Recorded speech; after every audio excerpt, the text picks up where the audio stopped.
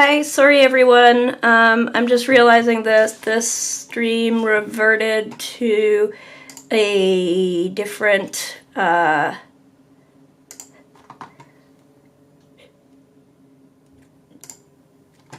details that it's a different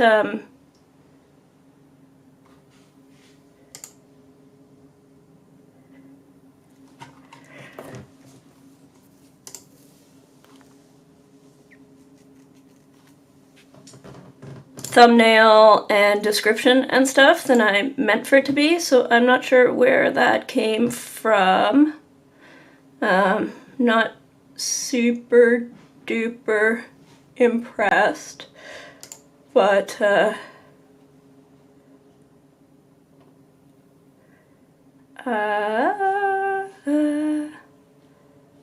where did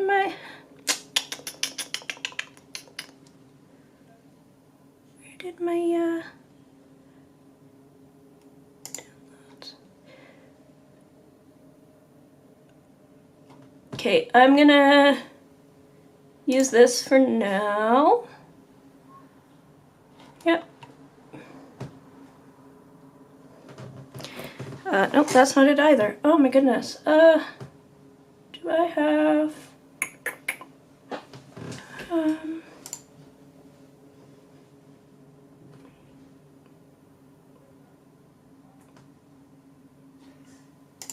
maybe I'll just use a different image here for now.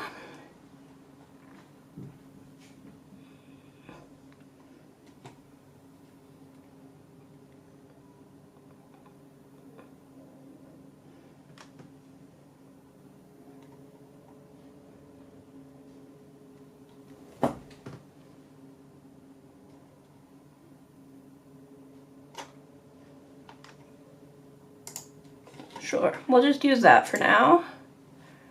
And right, okay, well that's a weird, sure. We'll just start that with that. Yeah, so it seems to be whenever the stream is started on YouTube rather than it's OBS starting the stream, that it goes black and white. Like I have to set up the YouTube thing first and then do OBS, otherwise it reverts to black and white. And I don't know why it does that. It is really weird. Yeah, that's what seems to be going on. So I'm gonna...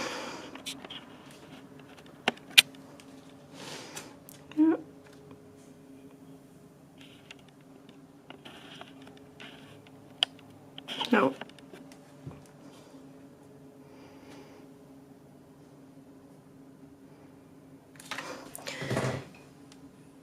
Anyway, we do have color and sound now. I'm going to keep on working on this page. I've got some tamarack cones and some other fun stuff, like this piece of cherry bark with some lichen on it. So I think I'm just going to keep on keeping on with this sketchbook page.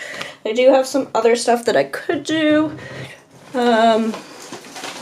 for a public art submission, but I don't think that I want to publish those details too much before I actually have confirmation of what I'm doing.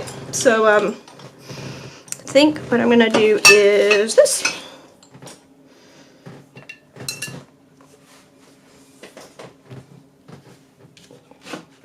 Sorry, and I'm gonna all the way back. There we go. Hi, Stephen.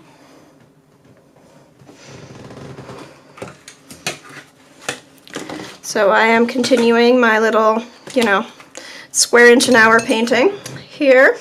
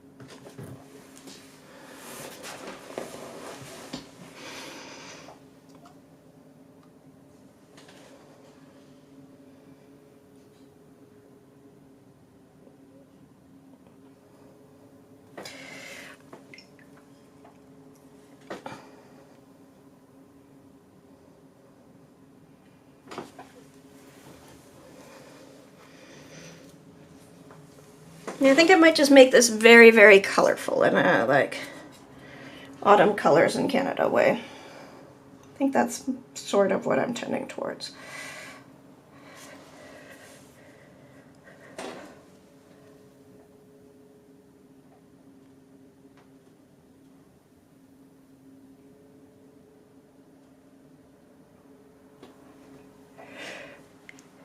So how is everyone? How was your week?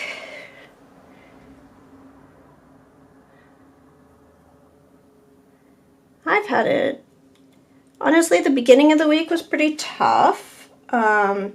We've had really nice weather, which is great, except that when the weather changes suddenly, so we had like really rainy weather and then, really cold weather, then really rainy weather, and then it got really nice, and the pressure changes just mess with my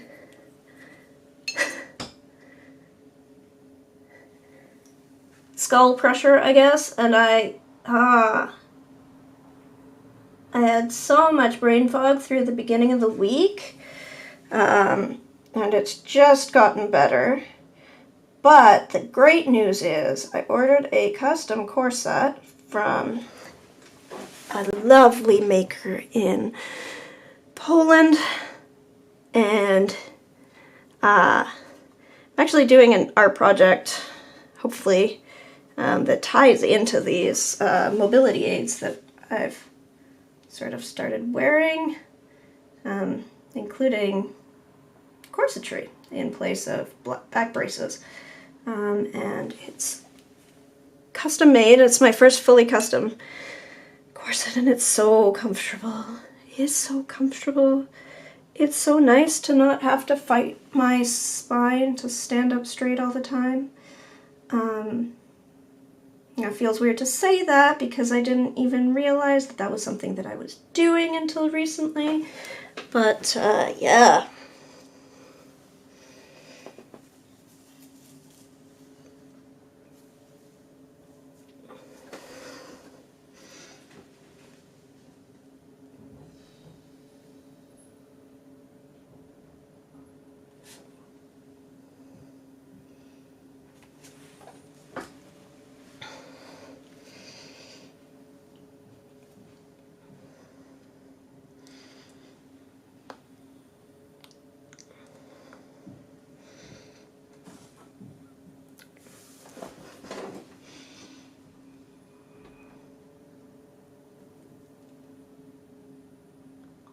I've been walking lots while the weather lasts. Oh, that's nice.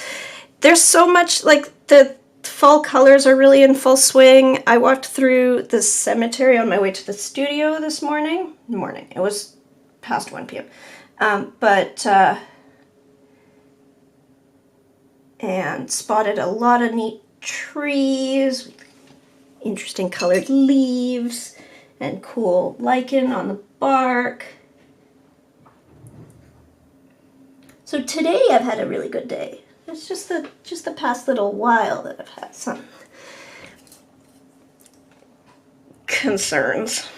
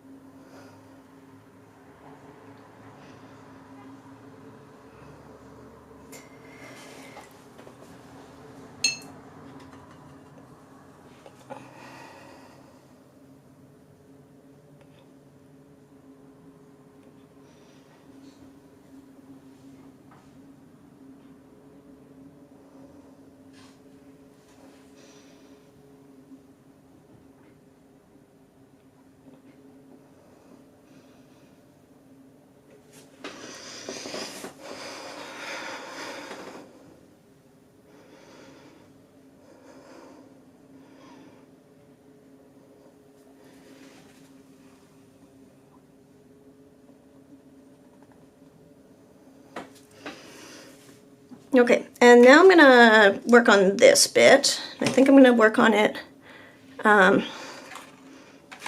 closer to the bottom of my paper. So I'm just gonna hold that over here and start painting some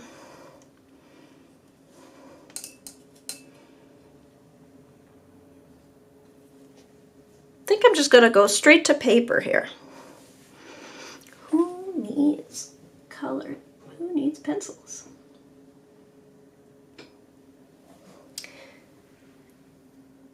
And on top chat again, which I'm not thrilled about. Here, I'm going to put this here. So hold this up and go top chat, live chat.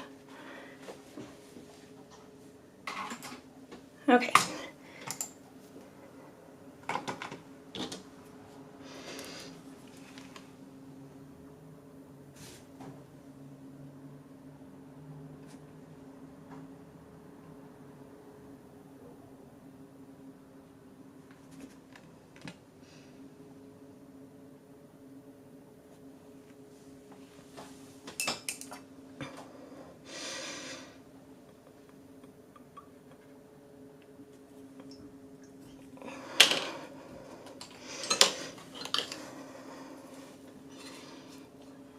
Now this, I'm just gonna start spreading around. Need some other cooler yellow in here. I've got a bunch of smaller, so a couple years ago, I got a giant lichen identification book, which is really cool and has a lot of information, but I found it to be a little bit overwhelming with how much was on there. So I've got some smaller lichen and fungus and moss identification books recently, and I've been going through them. They're like more focused on stuff that I am likely to find, so they're you know, more specific about urban lichens or you know, my specific geographic area, which is really helpful. So I've been able to, you know, identify things with more certainty than when I have, okay, well, here's all of North America, and there's a lot of very similar looking things, so it's difficult to make sense of it. And there's just a little bit too much everywhere. So pretty impressed with that. So what I'm doing now is I'm not even worrying about I'm just painting right in like direct watercolor. Because the exact shape of this, I mean, first of all, there's a lot of texture here, so any kind of cauliflowers or color variations I can work into my painting. And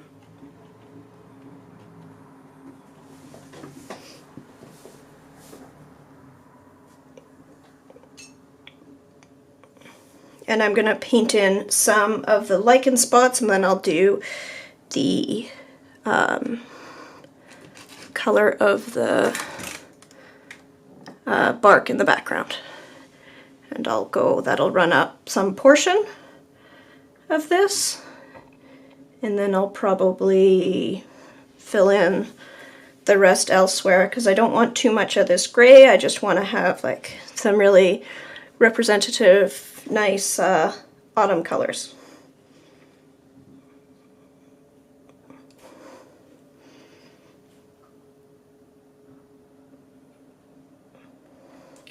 In other news, I'm about to place an order for some custom watercolor palettes, some curated watercolor palettes by me from Roman Schmal. And so hopefully I'll get those in time to sell them for Christmas. And I'm also going to be starting some,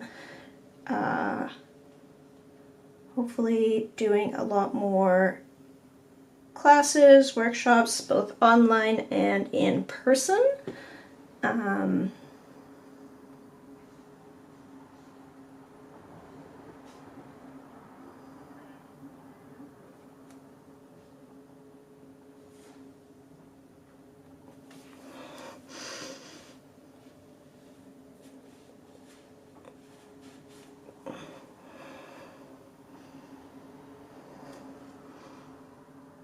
So yeah, lots of really exciting things going on.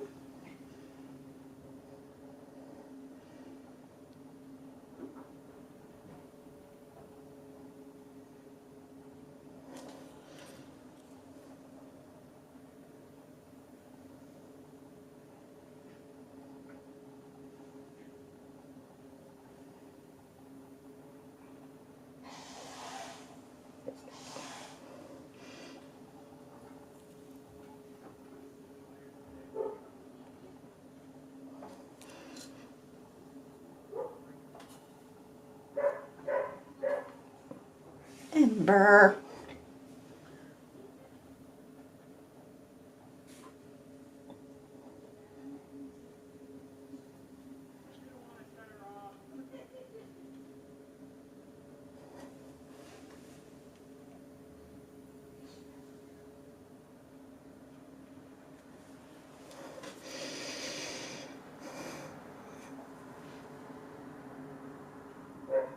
Oh, Ember.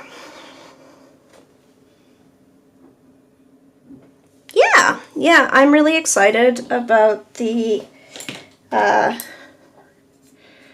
Roman Schmal palette. Like, even though the way it works, it's really just a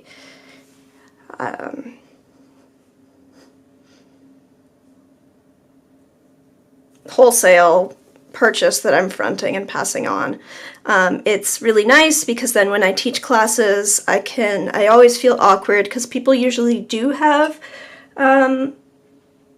paints that they already have, and it's really difficult to explain, like, oh no, like, you can have any kind of paints, but they should be artist grade and they whatever, and like I use these different paints, but like just go to a local art store. Like, if people are gonna buy things specifically for my classes, it's always difficult to, you know, provide a list that's really accessible and affordable, and available locally for, I mean, available locally in my local area, or like, you know, for someone else who's taking a class elsewhere, like even more so. So it'll be nice to have that option. Like, I'm still happy to teach with whatever materials people have on hand, but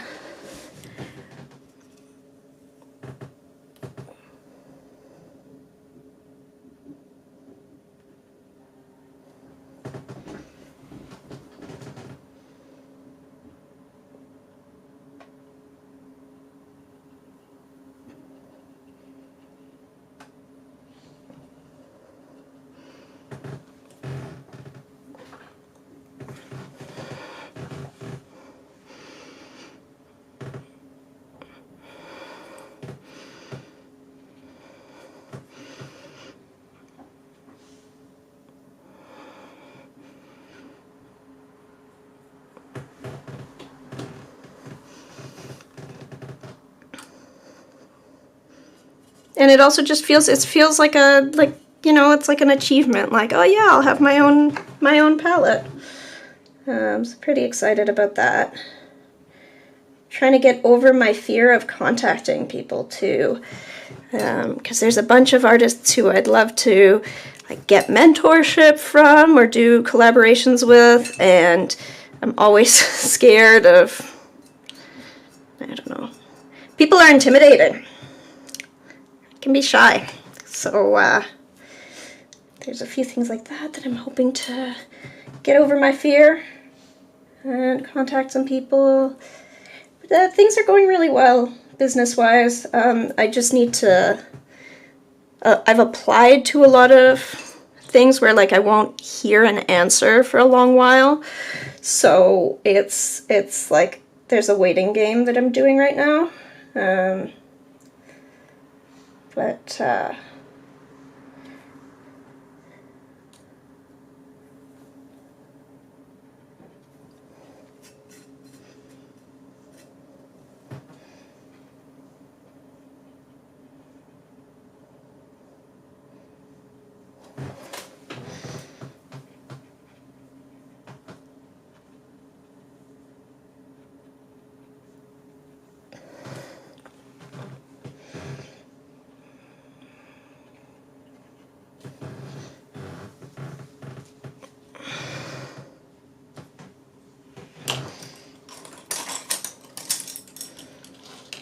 And then I am just going to do a quick little outline of where I want my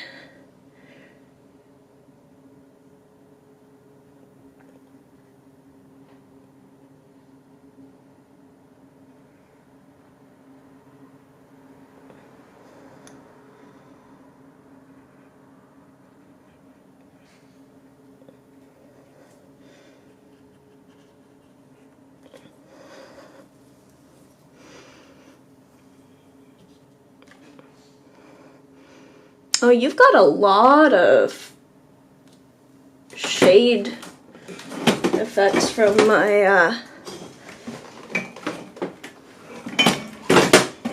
let's see, can I get this a little bit brighter maybe?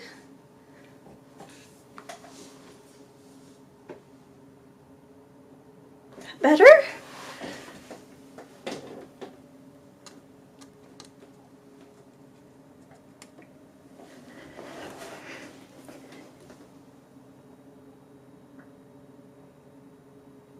Your own palette? Yeah, so I am getting a custom curated palette from Roman Schmal.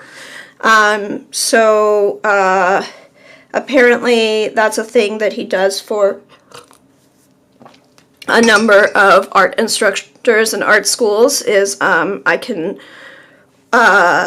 get a metal tin with my own selection of colors.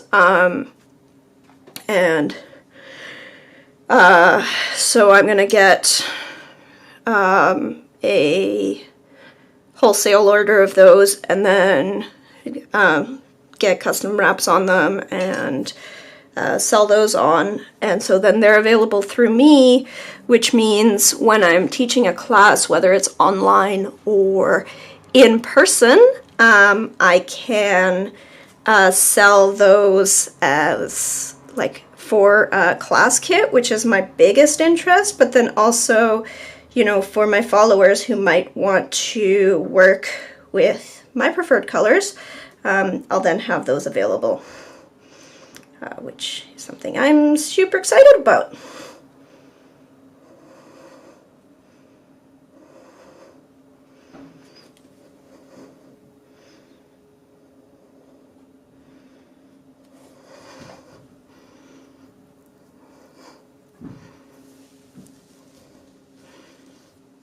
So I'm making this a little bit more colorful than it actually is. Like I'm squeezing the, I'm making the lichens just a little bit larger and squeezing them together and taking away some of these blank patches as I'm translating it to this sketch. And that is just a stylistic choice because I can do that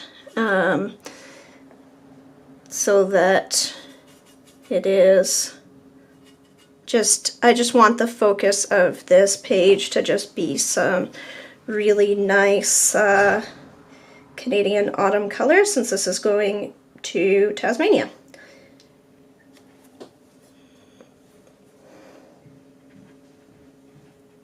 And since I've held on to it for months, it was not autumn when I started this, but I guess to make up for the fact that I hoarded this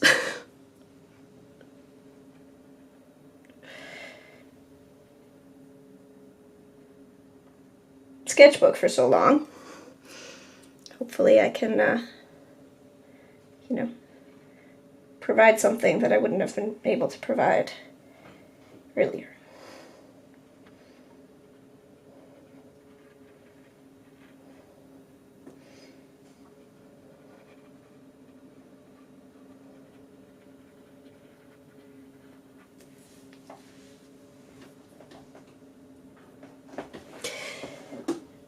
Colors in the leaves turned out nicely. They really did. They really did. I'm quite pleased with how, even though I started out one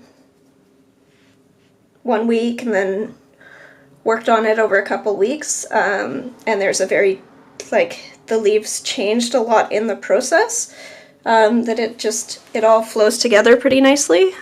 So yeah, I'm happy with that.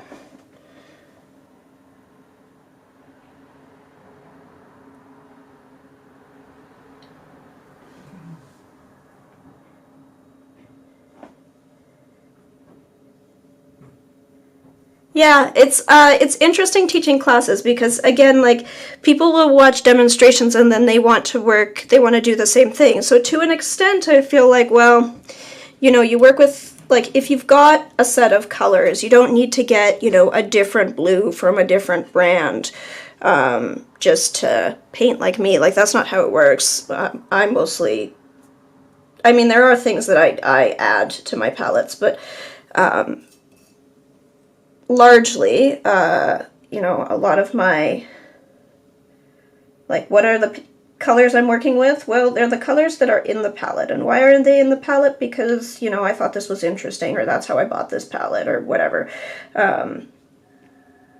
Not necessarily any particular, like, you need a specific color, and, like, I don't want people to just waste money on buying a new set of paints every time, but people expect to have a, like, a materials list when they take a class, and then if I provide a materials list, then they buy these things. Often it's the same colors that they would get from a different brand that they've already got, or you know, it ends up being very expensive buying tube by tube, but if I'm going to specify something, the pre-made sets aren't really my preference generally, so it's nice to be able to have a set that's like, yes, if you want specifically, you know, then I can have the same set and teach classes with that, so then if you're looking for, like, wait, what was that blue? How did you do this effect? Like, it's right there.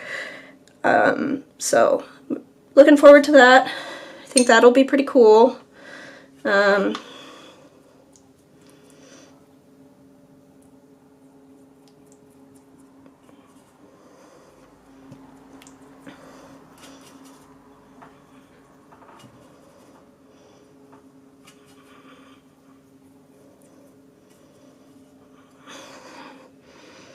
So yeah, I'm just, I've been waiting a little bit, but I think I'm just about ready to pull the trigger on that. Yeah, should be fun.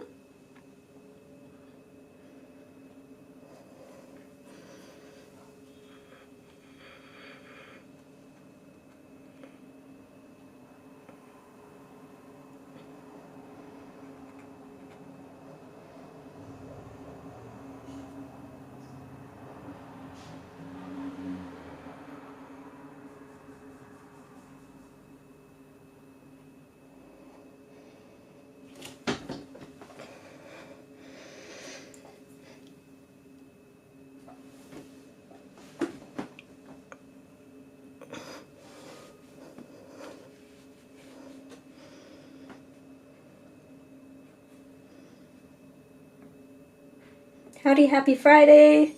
Piece of bark is beautiful. Thank you. Yeah, this is from a cherry tree over. I live in the Cherry Park neighborhood. So we literally have a park that is called Cherry Park, and you know, just to be, it's called Cherry Park because it used to, like, there used to naturally be a lot of black cherry trees in this neighborhood, like in this area before it was a neighborhood. But there's a park where there are cherry trees planted. Now, there's a little bit of a, this tree is like, it's a European sweet cherry, it's not a black cherry, which, interesting. But, yeah, still a very neat piece of bark. It was loose on a tree that I pulled it off of, but I've got lots of reference pictures of those cherries, so this is definitely going to be one of my pieces for my On the Skin of Giants series. Is going to be, I'm going to have at least one piece that's based on those cherry trees in Cherry Park.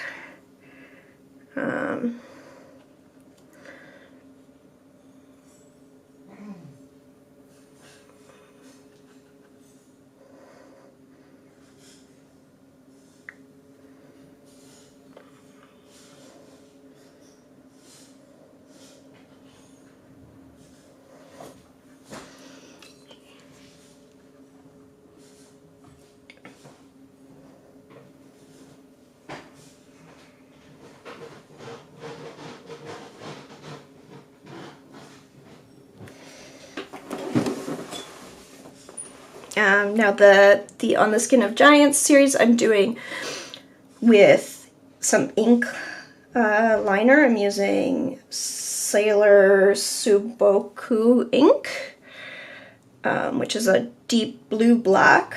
I got that suggestion from what's his name? Matthias Urbanowitz, who is a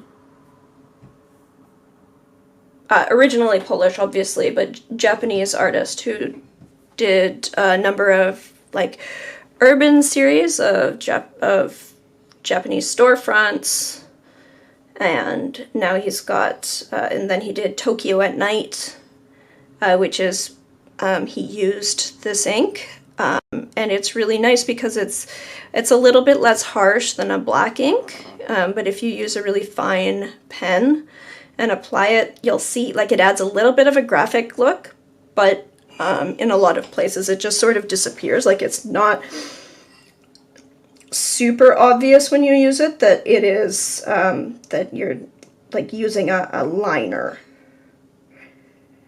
If you're clever about how you apply this, so it's really nice. I've really enjoyed it, and so that's what I'm using. I'm ink lining all my pieces in the On the Skin of Giants series, just to create a little bit more of a graphic look than you would get from just watercolor usually. Watercolor paintings, only watercolor, I mean, obviously there's lots of different ways of applying it, but they have a tendency to be just a little bit softer and more dreamy, and I wanted this to really sort of stand out, because I'm taking these sort of overlooked bits of nature and bringing them out of the shadows, so to speak.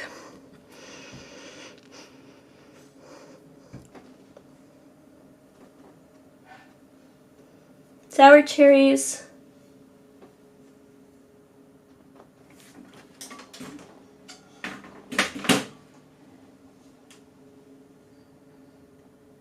We also get sour cherries over here.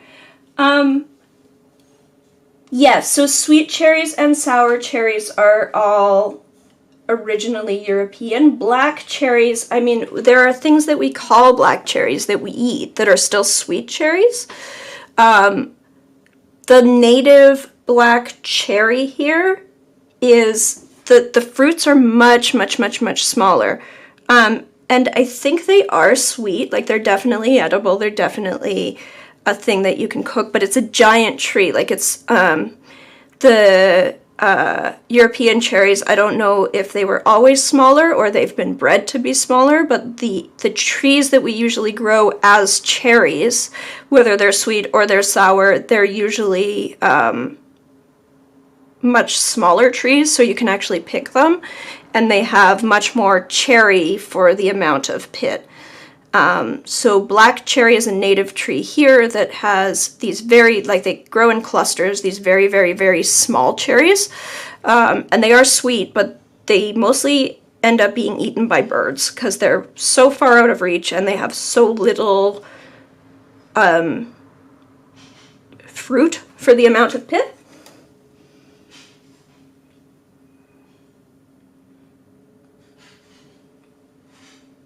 My big terrarium had started to grow a few nice lichen patches, but my isopods had a baby boom over the summer and they cleared out all of the moss and lichen. Ooh, okay, that's neat. I've been meaning to start like a terrarium, like a, you know, some kind of moist environment for growing some, yeah, mosses, lichens, whatever, over at the studio.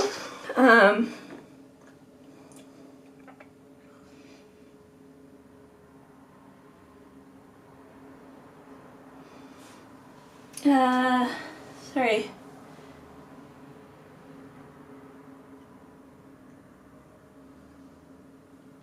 We get over sour cherries over here, we make liquor with them. That's how we roll. In Portuguese they are called ginjas. Interesting. I had never heard that term. Because sweet cherries are cereja, right?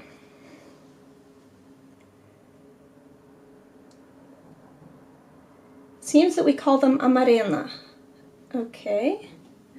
We have 4 Morello cherry trees in pots at the front of the house, knocks on wood. They've done really well out there, and this year I had about 100 cherries, which was great for 4-year-old trees. They were fruiting with only 4 years, weren't they grafted? Yeah, that is really great. I have a grafted peach tree that flowered this year, so it was my second year with it, but it's grafted, so it's a little bit older. It flowered, but it didn't get me any peaches. I think it just, I think the young fruit dropped, because it is still pretty small. I am hoping for like at least a few peaches next year, which reminds me I need to go do my pruning at some point. We also have it's not grafted, so there's a series, so the University of Saskatchewan, out in the Canadian prairies, has developed their sweet sour cherries. So they are bred from, I think they're mostly European cherries again, like they're bred from sweet and sour cherries, so like Prunus ceraceus and Prunus avium.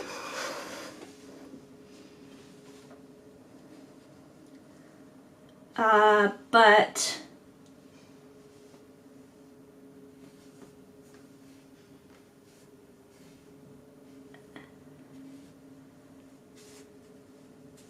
what I thought was maybe a 2-gallon glass drink dispenser was huge. I think it's around the 10+ mark, and it's made the best terrarium. It's deep enough to let things be, but shallow. Ooh! Wow, okay. That's a thought. I was thinking I might do one of those things where I get, one of the IKEA media cabinets, the glass-sided ones, throw some lighting in there and seal up all the edges, grow some things in the studio. So the studio's been there's been a lot of upheaval. I had rented from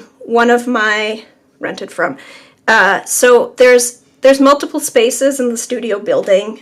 We started out with one large loft space, and then one of my studio mates moved downstairs to start a shop, and I was always on the lease there, but eventually I arranged to have my personal workspace moved down there, so that's where I started streaming actually earlier this year.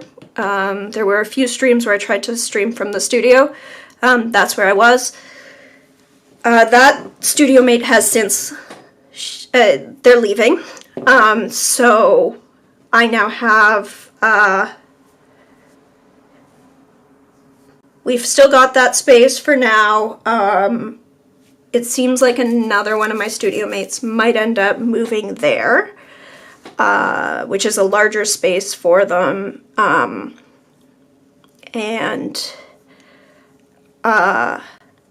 that's a thought. Oh, that's a, okay. And yes, I just had thoughts. Yeah. So, yeah, one of my studio mates might end up moving there. I'm going to expand my studio space in the upstairs space now. Initially, I wanted to have like a separate office and a studio so that I wasn't getting distracted by computer stuff while in my studio. I feel like with an assistant that is somewhat resolved, because she's doing a lot of the computer stuff, and then if I am working on the computer and, you know, I'm getting distracted, she's there to redirect me. So hopefully I can just do that all in one space, and that's a little bit nicer than to just have one larger space.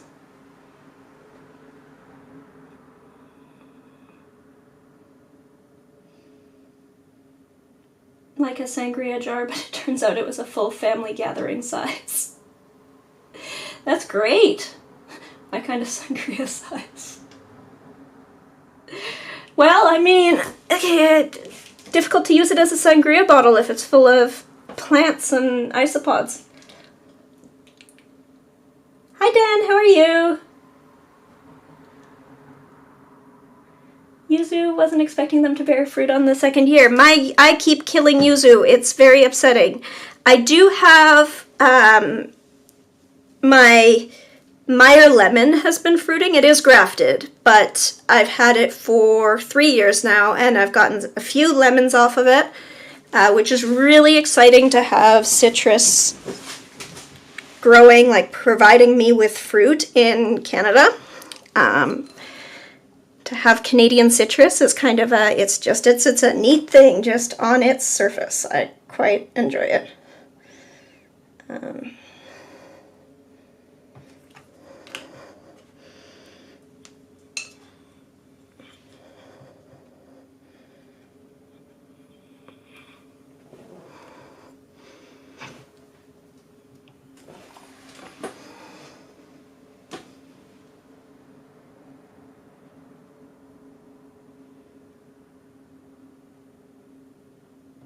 Have been millipedes, worms, springtails. Ooh, interesting.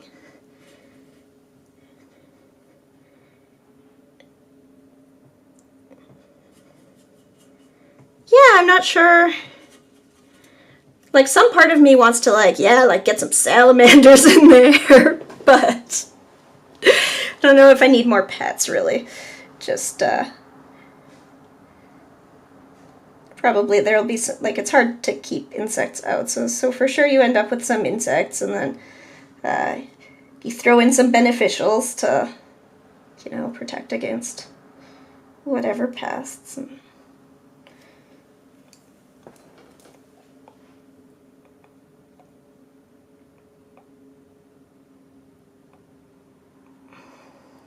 But mostly, like, since I have a lot of,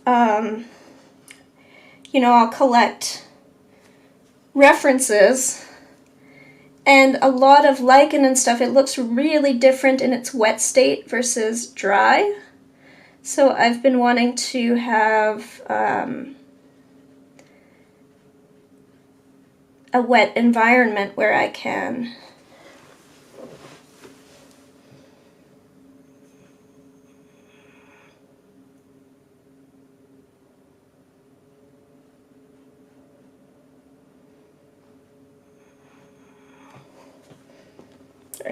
I've been wanting to have a wet environment where I can have keep some reference bits for future reference without them drying out. Like, so this is in its dry state. Often I'll keep something out, but then I'll spray it down when I want wet reference. In this case, this is fine. I'm just going to bulk up the colors a bit anyway. This is a sketch. I'm not terribly concerned about representing it in any particular state.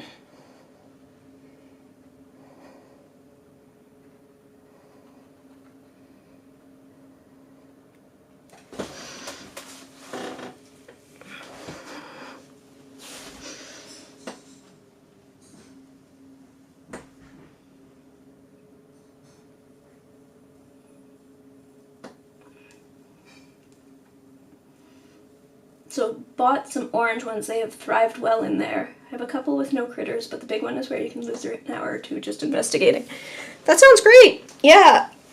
I haven't really gone down the terrarium route. I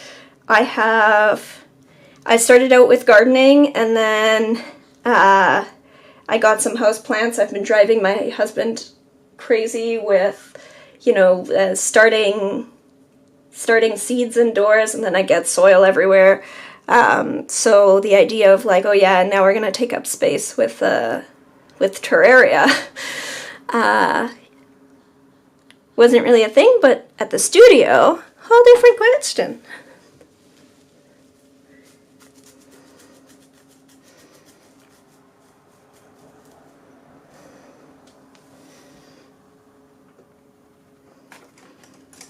Okay, I'm gonna take some.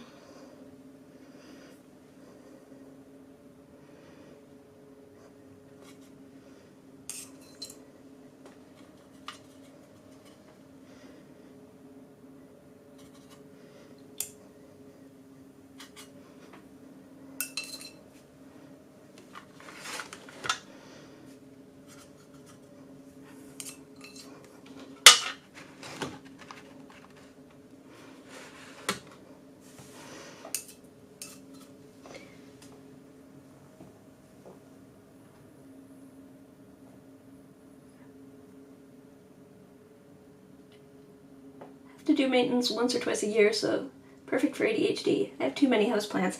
I killed a bunch of houseplants. Like I had a sort of out of control collection, and then when our basement flooded and everything moved into the rest of the house, there were a lot that sort of got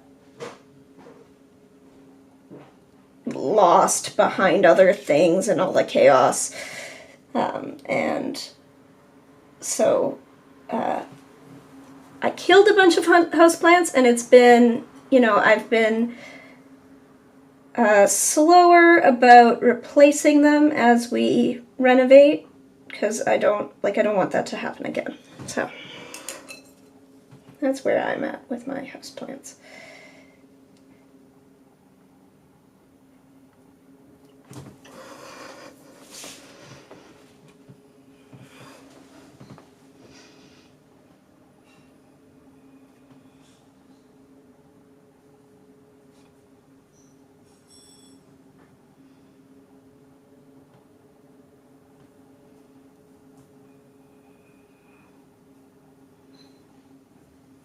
I ran out of room for houseplants, and the cats took care of most of the rest.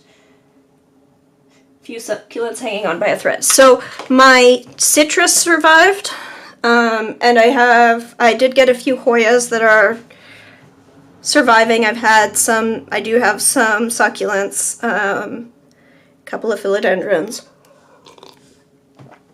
And right now they're all stacked in most of my houseplants in the whole house are all because they used to be scattered around, which is how they all died,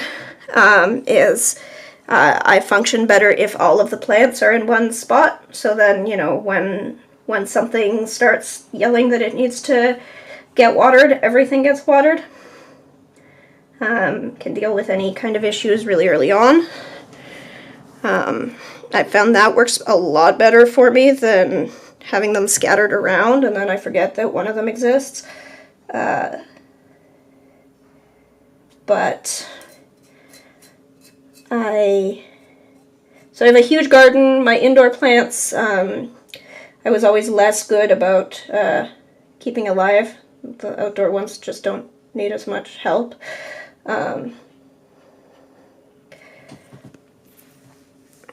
So I start plants indoors, but then they take so much focus that, I've got focus for a few months. And that's fine.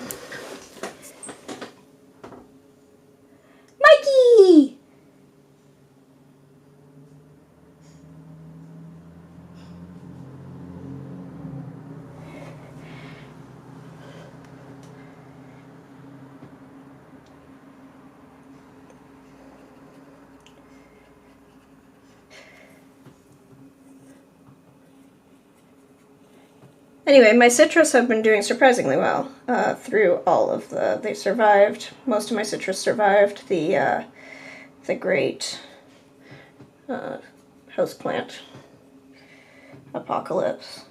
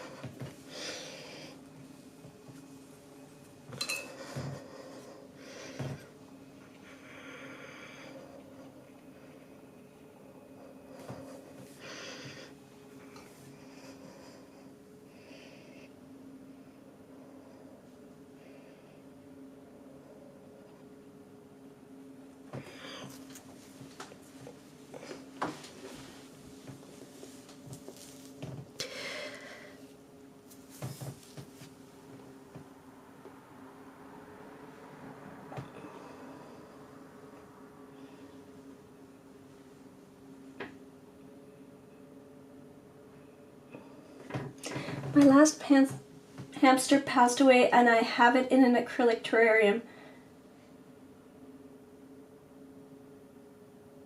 Sorry, you still have it in an acrylic terrarium? Like it passed away and it's still there?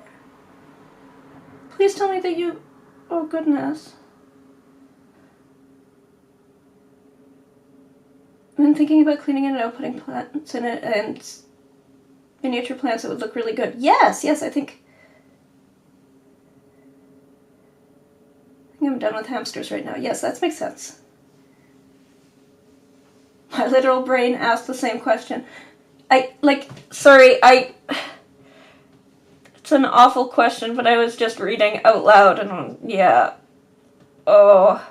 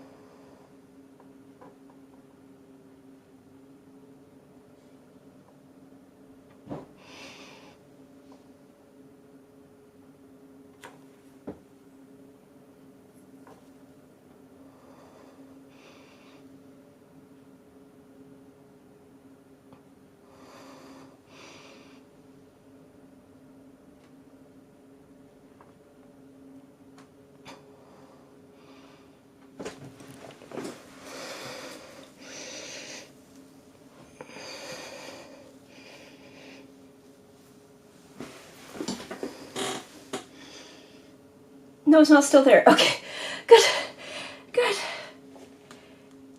You can get some really easy plants terms, tricky but can getting it in layers in the right order and deep enough. Yeah, so like I've seen some really cool things done with like those IKEA glass cabinets, and people take out the shelves or some of the shelves and then just seal it all up, and you can get some really nice like whole ecosystems going there.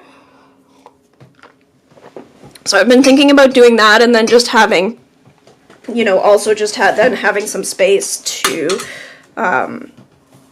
be able to store reference pieces for lichen, etc.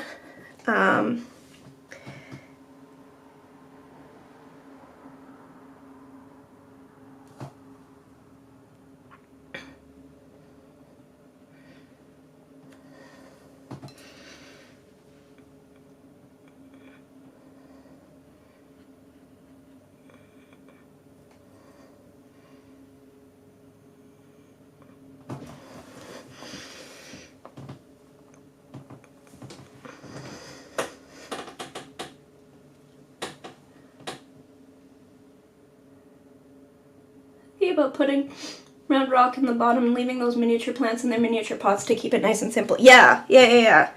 So I'm not sure if I would like put stuff directly in the bottom or just keep it in pots, especially because I also do want to use it just for storing reference subjects like you know, logs that have lichen or fungus on it that I want to keep fresh. At least short term, because I've tried to just do that in boxes, and it's like it would be better if I had a full environment set up,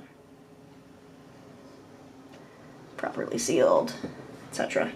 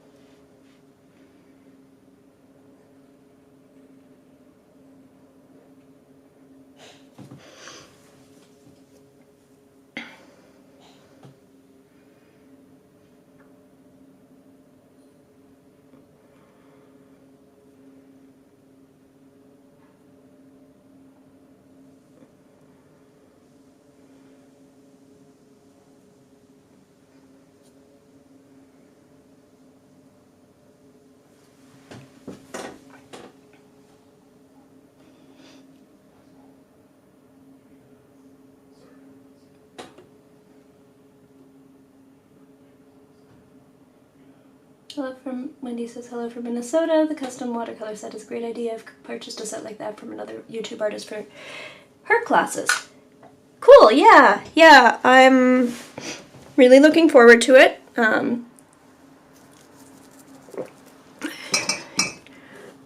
there's been a lot going on. We had some rat issues in my studio, so we had to close up. I just actually rented out an additional space and an additional room in the studio building that we were going to run workshops in.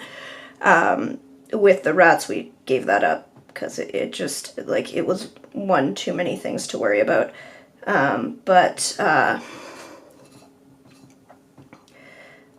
There's a lot of... There's still, like, I could still run workshops there, just in a different space in the studio. I've done online workshops in the past. I do local workshops through a local arts center. I do enjoy teaching classes. I haven't done it too much recently. Basically, since partway through the pandemic with health issues and stuff, it just wasn't in my list of things I could do, but I'm looking forward to starting workshops again. It's definitely a thing that I've wanted to do. There's an initial investment, obviously, since I need to get the original sets wholesale. Now, I think I should be able to sell out the first order pretty much immediately, like even pre-sale them. So it's not really an investment concern, but just doing a lot of things now that involve some investment and you know, betting on the future.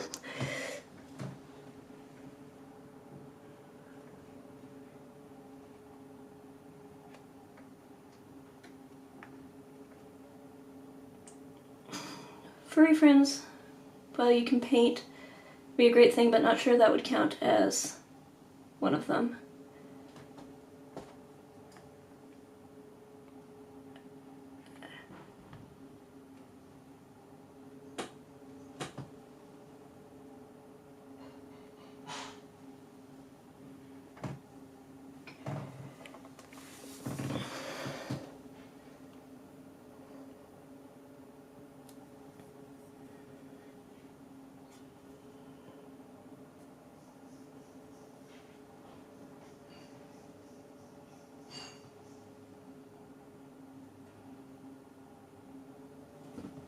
Sorry, I'm blocking my camera. I will stop blocking my camera. Just trying to get really up and close in here. Get some little...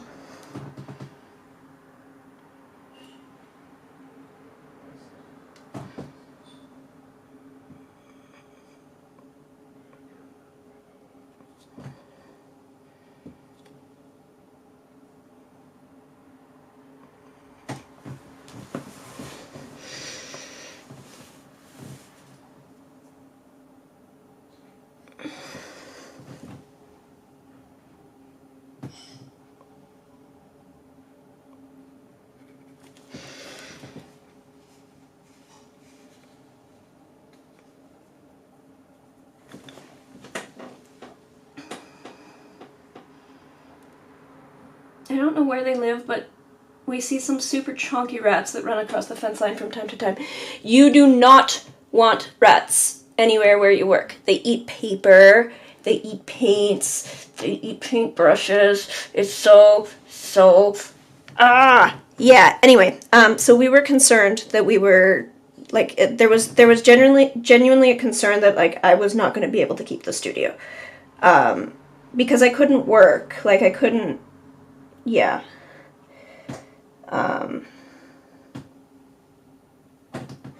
So that was it was a really big issue. It meant that the workshop space that we'd rented out, like, we weren't running workshops because we couldn't have our stuff out. And I was just, like, I didn't want to promote anything if I was going to lose the studio space altogether. So we gave that up. It seems like the rats are under control now. So, you know, we still have to stay on guard, but it really does seem like we finally got that under control. It really soured some relationships for some of the other people and the landlord. Frankly, like, the landlord's kind of a jerk, but like, he's not mean, really. He's just like, it's not really his priority is not really, you know, taking care of things, shall we say. And the rent is extremely cheap, though, so like there's basically no, like, compared to market rate, there's just, like, we're not getting anything even close to remotely the same anywhere.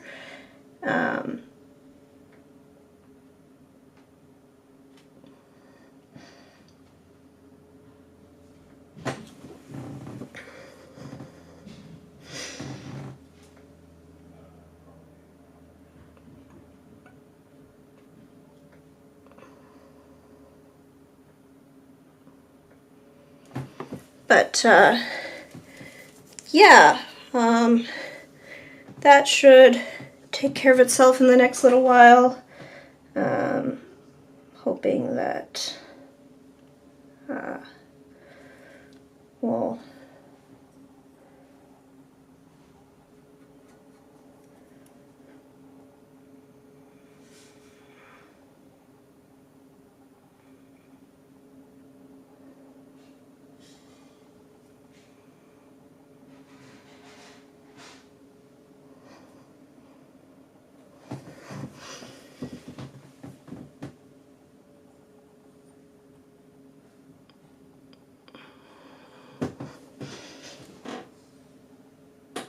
yeah.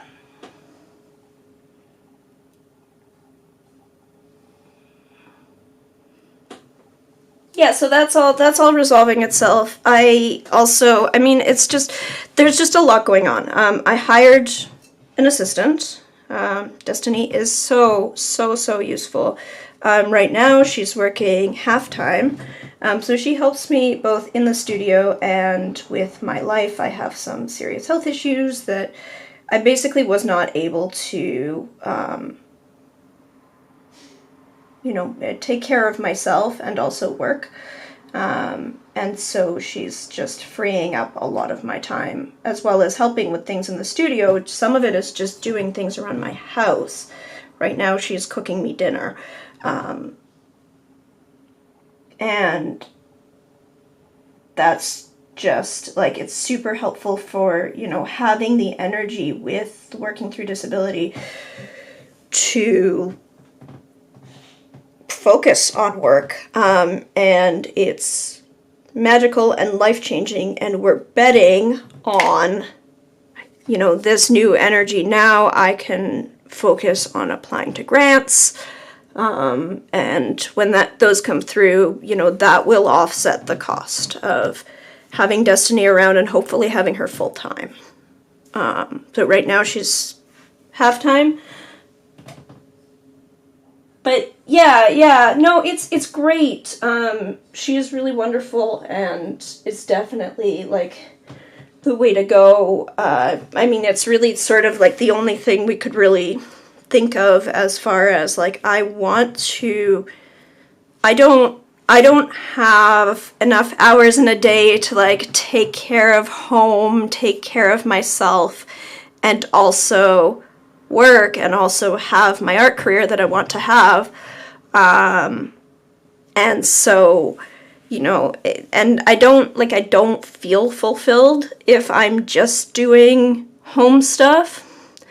And so as a result, I don't even get that done particularly well. So when I was trying to balance everything, after I got really sick, it was just not going anywhere, right? So our house was a disaster. We were spending a huge amount of money on ordered in food.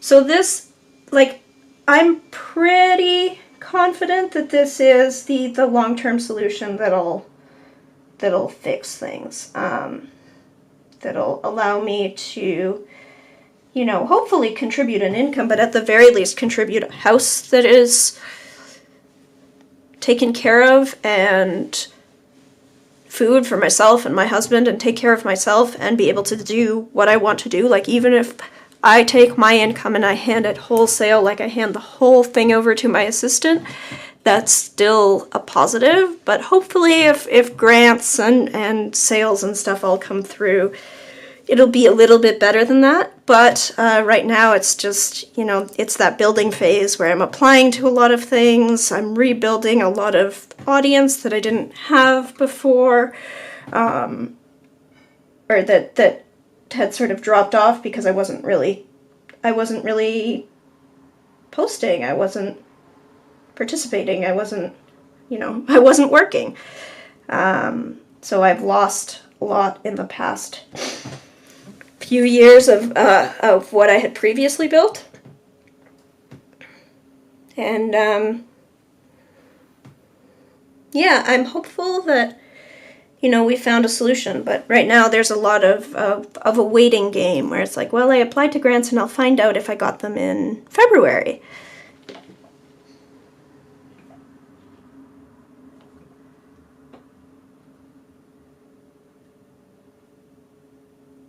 I did a course at work for creating schedules and goal setting for the neurodivergent. It was a whole day for the summary to be hire people to do all the things you struggle with, which is great, but didn't help me set my goals for the year.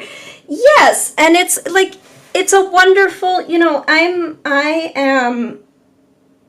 I'll scream that from the rooftops that, you know, oh my goodness, my neurotypical assistant can do, you know, in an hour what it would have taken me all day to do, and that's a huge time saver, and she helps direct my focus, and like having that extra person, so great. But like, I agree, it's this like, well, okay, is this actually like, you know, it's also like, I'm coming from a place of, even though like, it's not guaranteed that even with my privilege that this is going to be something I can keep up forever, but I'm really hoping that my privilege allows me to actually leverage this, where because I started out with enough of a support system, enough access to funds to invest, that over time, you know, oh yeah, and also that because I'm self-employed, like, that's, you know, sometimes that's rough and sometimes I don't make money, but at least it gives me the opportunity where it's like, yes, I can hire an assistant, and if she makes me more efficient, then I can make more money. Whereas if I was working at a regular 9 to 5, I mean, your wage is your wage. Doesn't matter if your assistant is, you know, making you dinner at home. It's not going up. So, like, there's a lot of factors that make this solution a great one that I wish was more available to people, but, like, unless you've got funding, unless you happen to live somewhere where there's really good support for disabilities and you can get funding for someone to come in and help you, or you have enough privilege that you can leverage it yourself, you know, that's a great solution for me, I hope. I hope that this is gonna solve all my big concerns, but it really is, you know, yeah, okay, that's some privileged solution. I talk to my siblings who have, like, all the same challenges that I do, or at least many of them, and, like, yes, I empathize and I feel for that, and you know, how I've solved it isn't an option for everyone.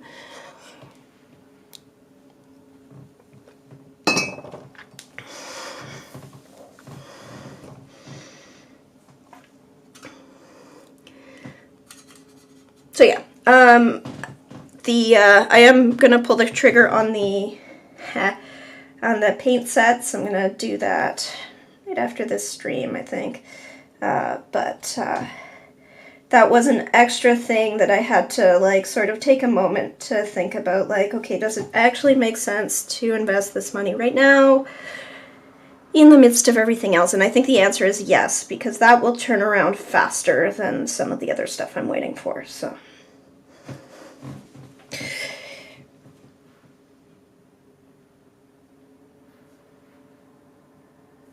unlock some other issues. Yeah.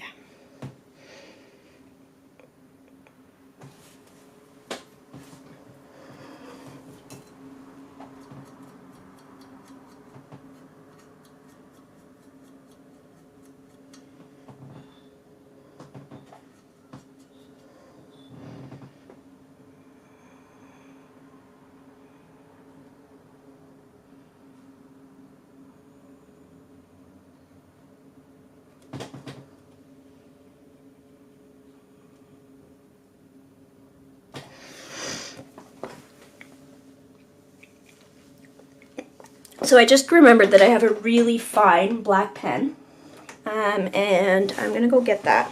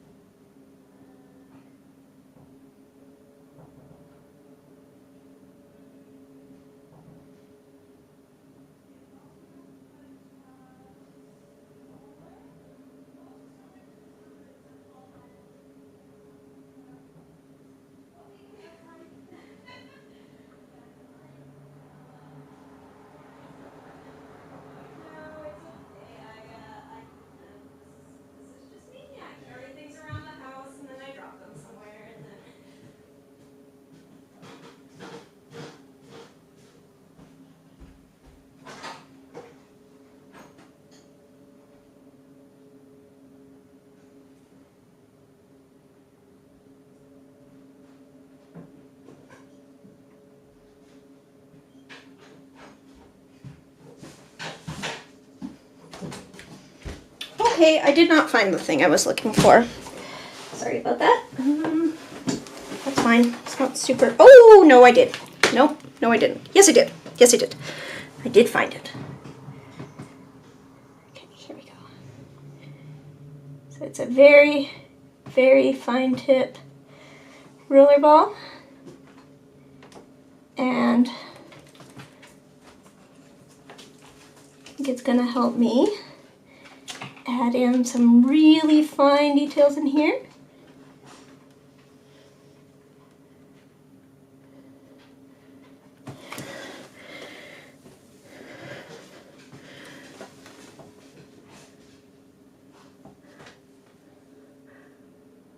Also, similar thing, box of paint, I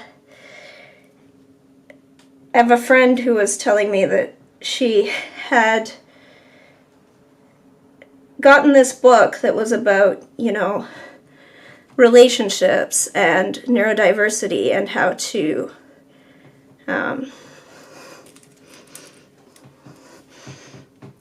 to manage her relationship. Not that she's having, like, I don't think any major issues with her husband, but she feels like she's not, you know, there's some frustrations about cleaning. She's had trouble finding work, whatever, and so she was trying to, you know, be proactive about, like, okay, well, let's manage some issues that I have because I'm autistic. And read this book, which just stressed the importance of, you know, well, if you're neurodivergent, it's really important for you to have, you know, financial independence, that you're contributing your part. And she just felt like, well, great, okay, yes, that would be very great, but like, there's my problem, is because I'm having so much trouble with meltdowns and what have you, I haven't been able to hold a job because I'm tired all the time. I'm having meltdowns, so where, you know, this is not useful content. Yes, I agree, that would be great. It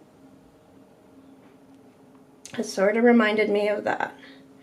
And that's also where I am with my life. It's like, yeah, okay, I really don't want to be dependent. It doesn't feel good.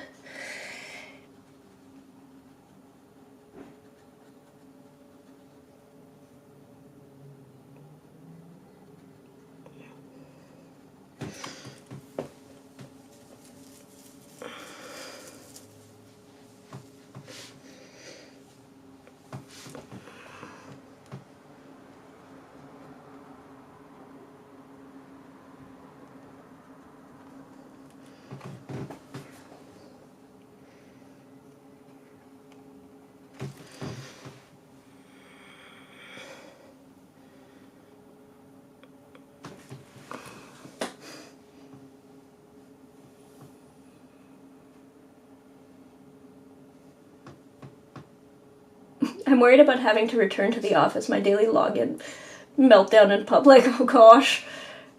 My dogs used to see my work laptop and leave the room.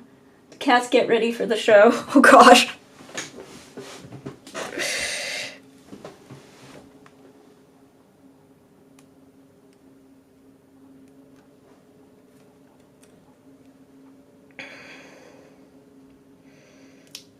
I held it together to a huge extent in public, so, you know, even when I was having, like, regular meltdowns,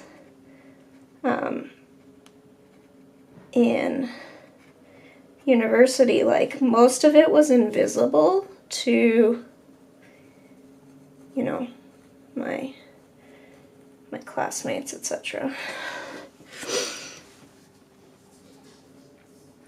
Which was, you know, positives and negatives. Like, I'm glad that I didn't get that kind of, you know, draw that kind of attention, because that would have been its own stress.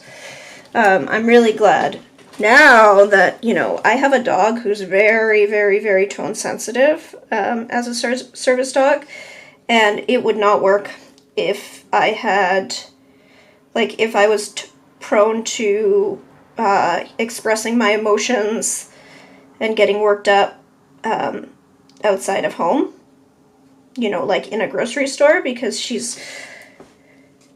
she'll act up if she hears me being stressed, and that's a concern. That's a huge concern with herding dogs for service work in general, is like, that's a thing that you know, potential handlers are really told to watch for, because it's super common, and she's definitely got that issue. And it turns out that it's not a huge issue for me, because that's not where I melt down. I melt down in private afterwards.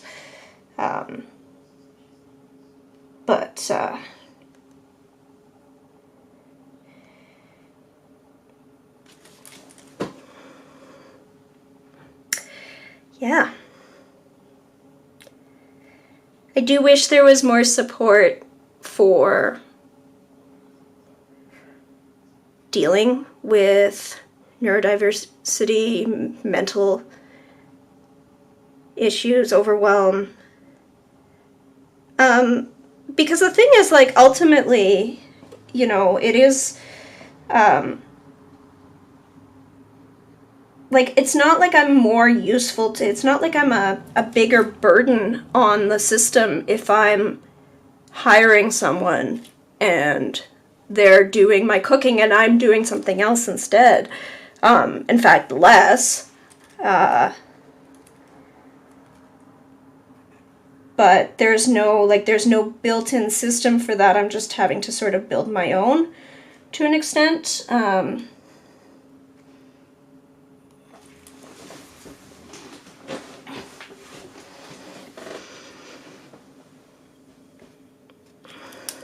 And again, like, that's a place of huge, huge, huge, huge privilege that I'm coming from, so.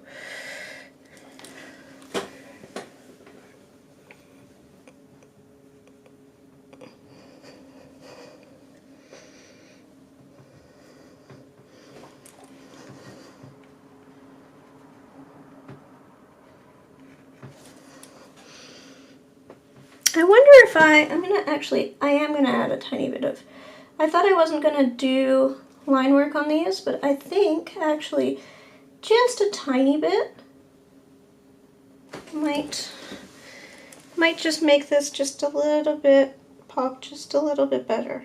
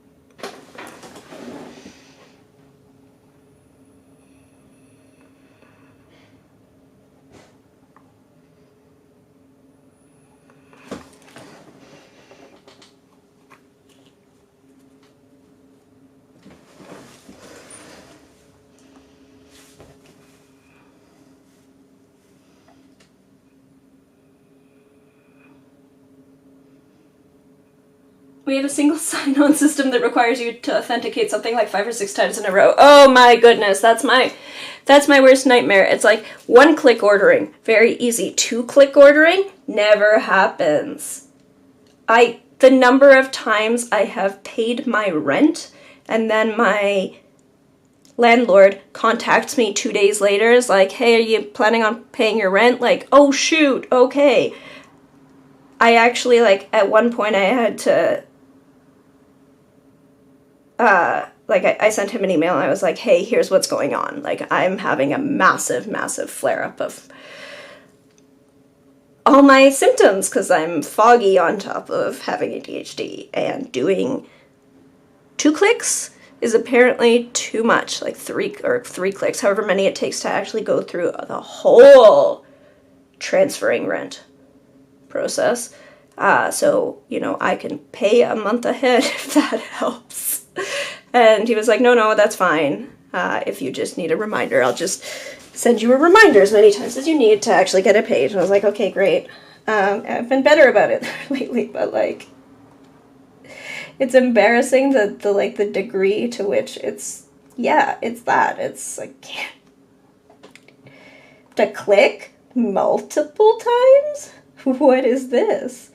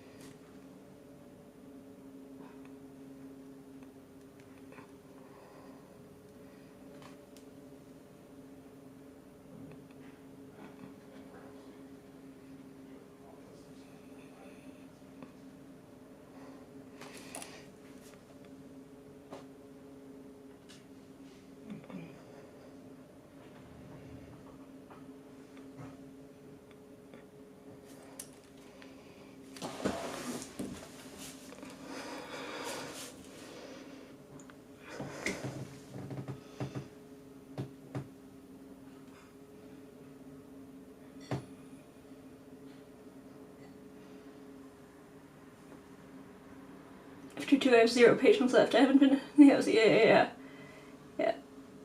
I'm an information architect. My whole job is to reduce the number of clicks. Yeah.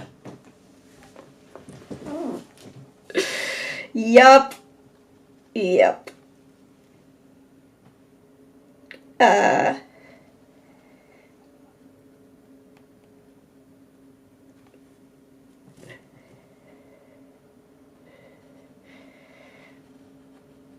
Well, it's not my job.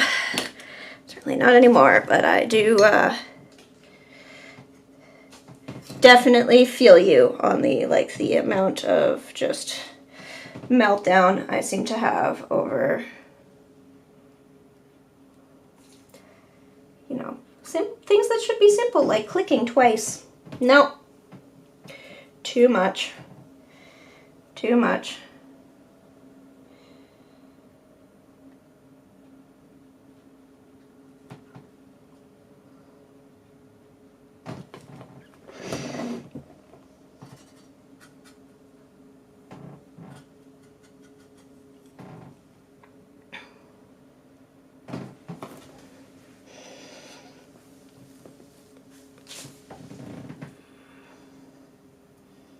Bye, Paolo.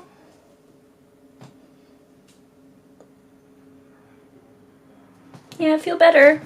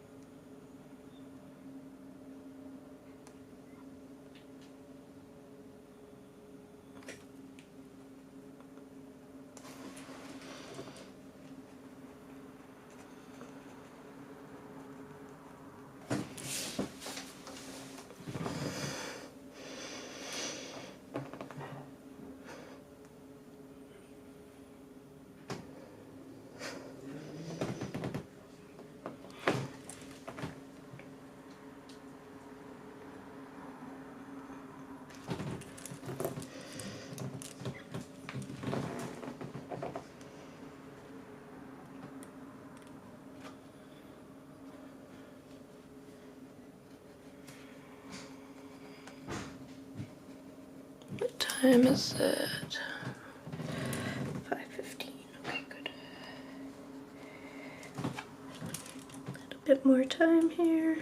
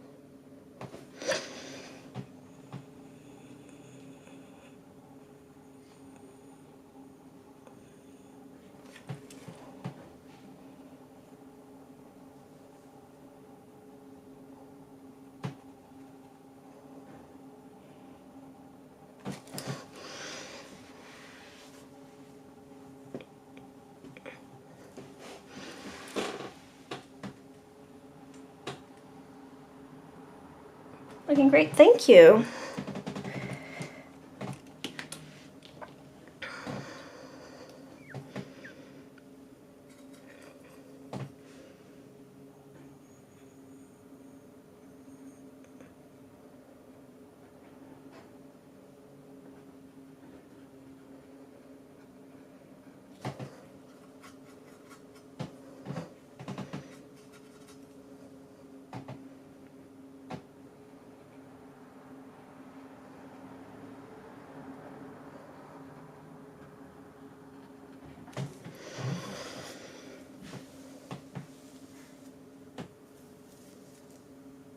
Yeah, I've been having fun with this thing.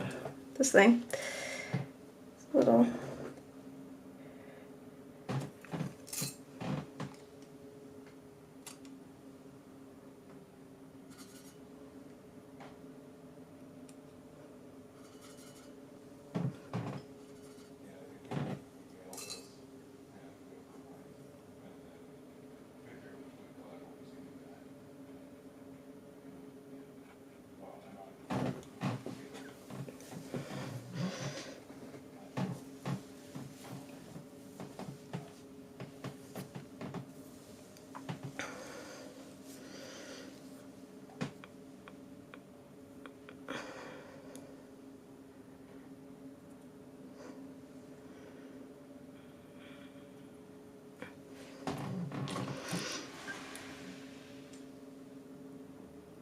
Looking away on that commission. Oh, why is commission in quotes?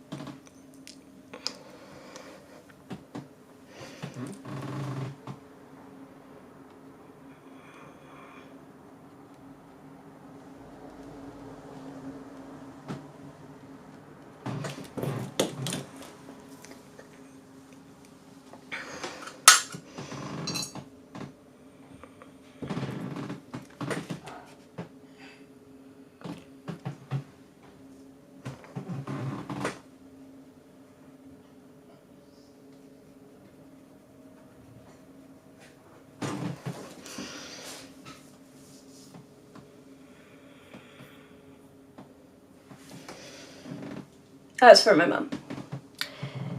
Yes, I also sell to my parents sometimes. It's a little bit awkward. Like, I mean, it's real. In the sense that, you know,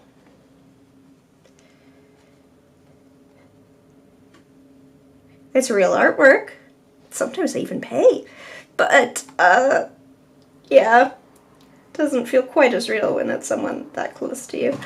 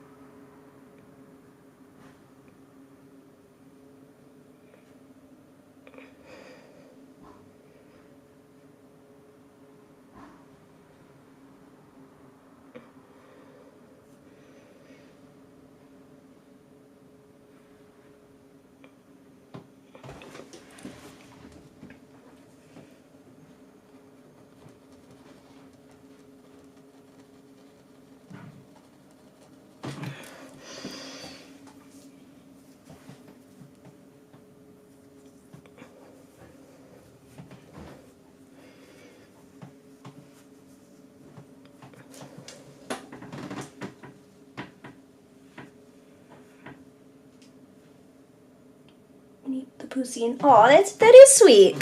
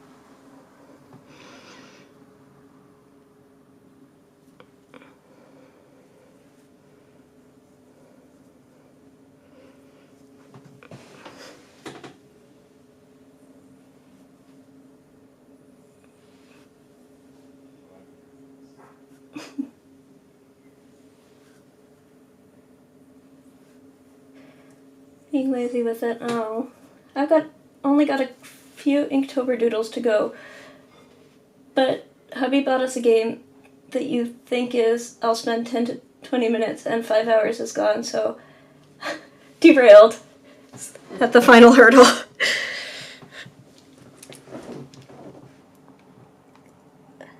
Well, I don't do daily art challenges anymore. Done enough, I feel. That's it. I'm not doing daily art challenges anymore.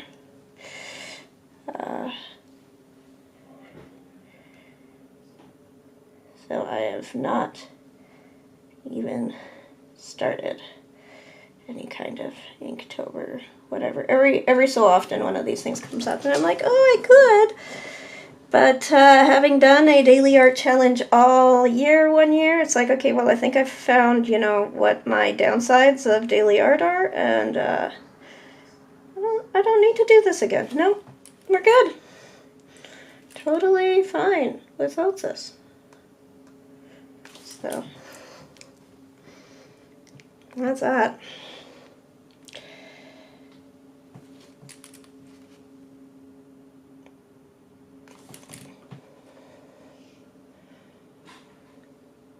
Just doodling away at this for a little bit longer.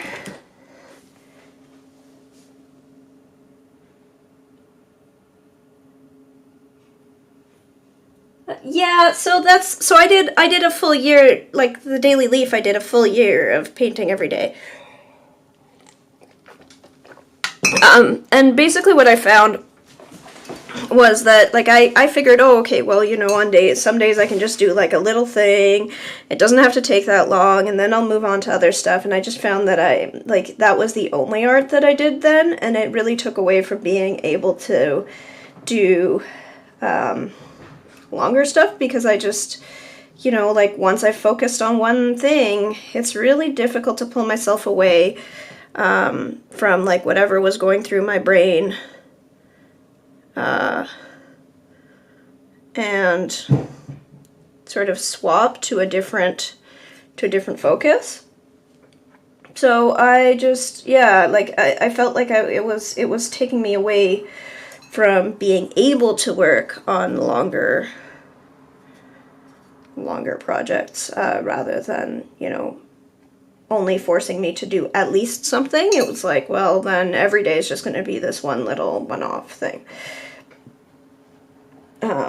So I think I'm at the point where, like, you know, I've gotten what I am going to get out of daily art stuff, in the sense of I've gotten over the fear of posting, of getting into my paper, of like all of these things that daily art helps with. And the structure I need is like a longer term structure. Like I need structure for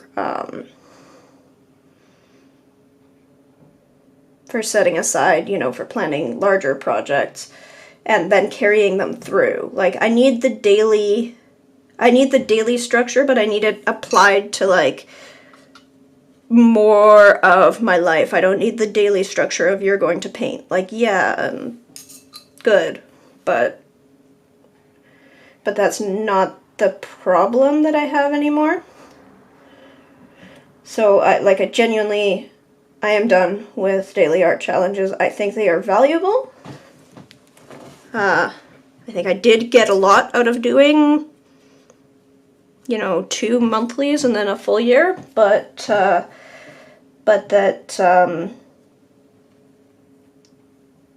was then. This is now.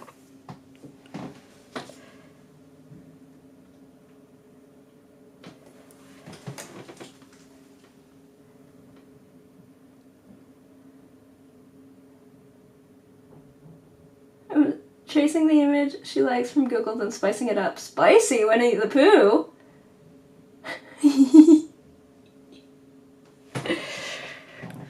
Ooh, it's spicy.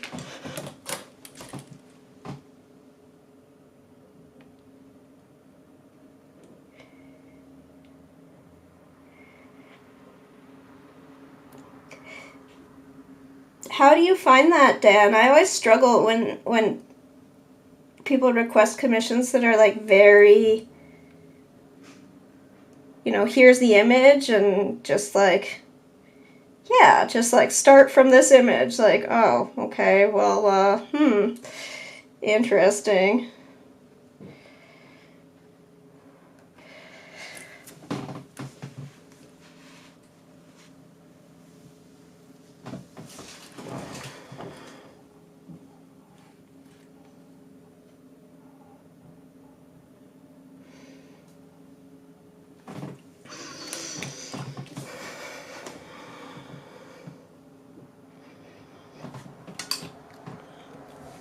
I mean, right now, actually, I could totally benefit from, like, paint every...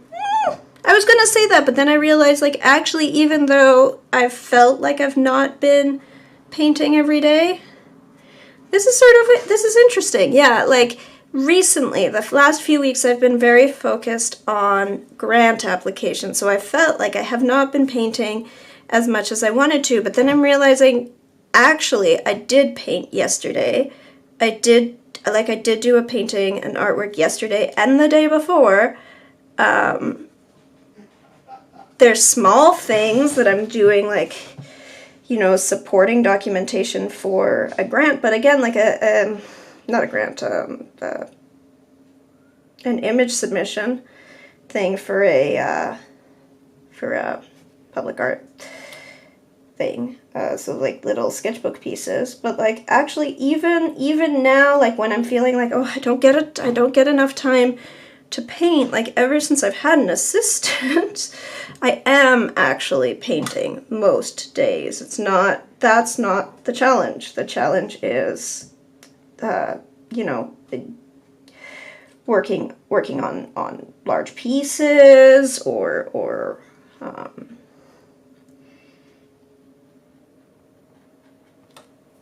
you know, prioritizing things, working on the right stuff, not getting carried away with, like, too much focus on whatever content creation or, getting pulled one direction or another, and that's definitely still a challenge, but it's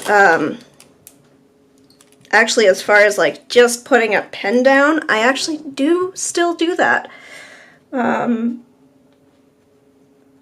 almost every day, as long as I have like enough energy in a day to do like really anything work-wise. I do put pens down. Like I do put pen to paper or brush to paper, whatever.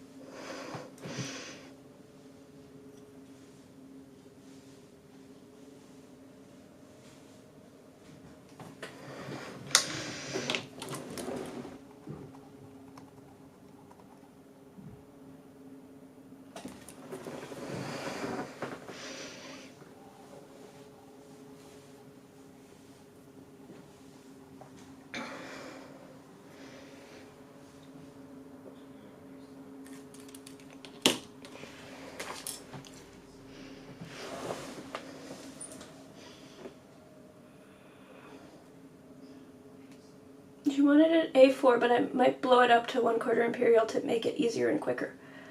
Huh.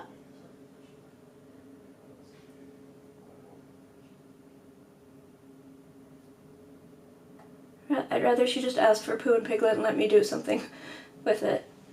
So I'm tracing the bulk of it. I don't even feel motivated to create a sketch. Seeing as it's a fam freebie, I can get away with a trace. Yeah, for sure.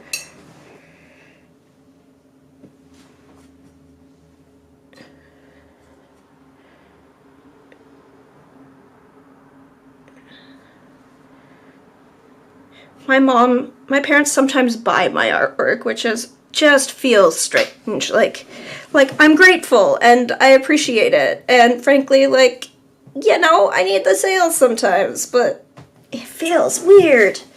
Feels so weird.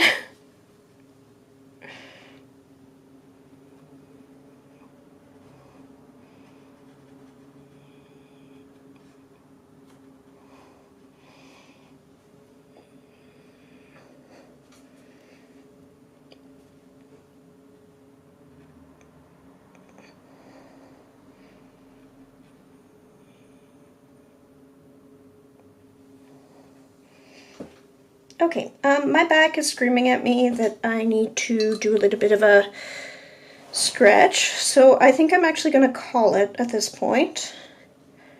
And just finish this up some other time. There's obviously still quite a bit more on this spread to fill out, so, you know, I can scatter it over weeks, that's fine.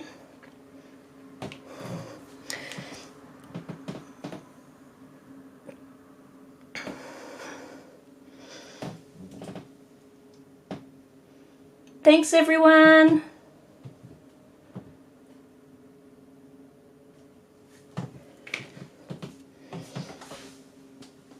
Bye-bye.